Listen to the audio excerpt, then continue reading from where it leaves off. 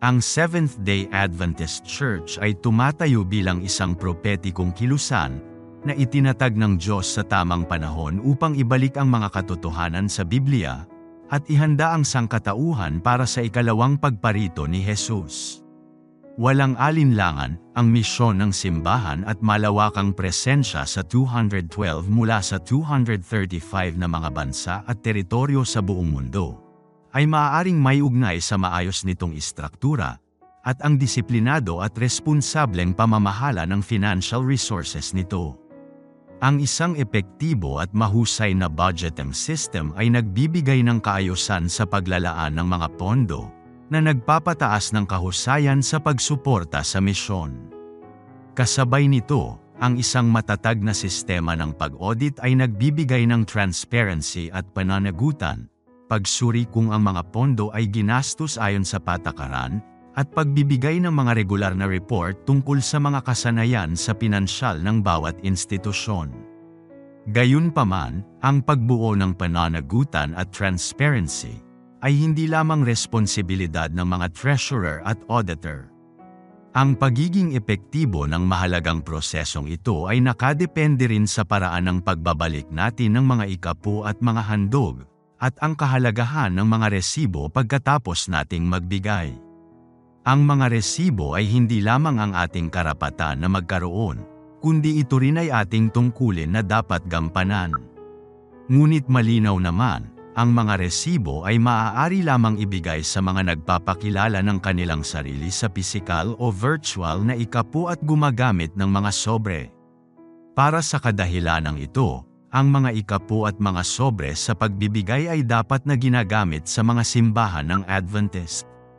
Kapag ginamit mo ang iyong sobre, o nagbibigay ka sa pamamagitan ng online giving, siguraduhing nauunawaan mo ang lahat ng mga pagpipilian sa pagbibigay, na malinaw mong isinusulat kung ano ang para sa ikapu at kung ano ang para sa offering, at makasisiguro ka na ang iyong offering ay ipapamahagi ng pantay upang itaguyod ang misyon ng simbahan sa lokal, gayon din sa regional, at sa international, gaya ng sinabi sa atin ni Jesus na ating gawin sa mga Gawa 1:8.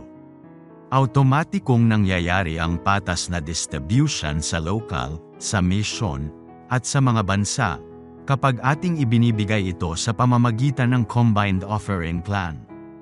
Ang loose offering naman ay maaari pa ring isang katanggap-tanggap na opsyon kapag inilagay mo ito sa sobre at isinulat ang iyong pangalan, upang sa ganon ay makatanggap ka ng resibo.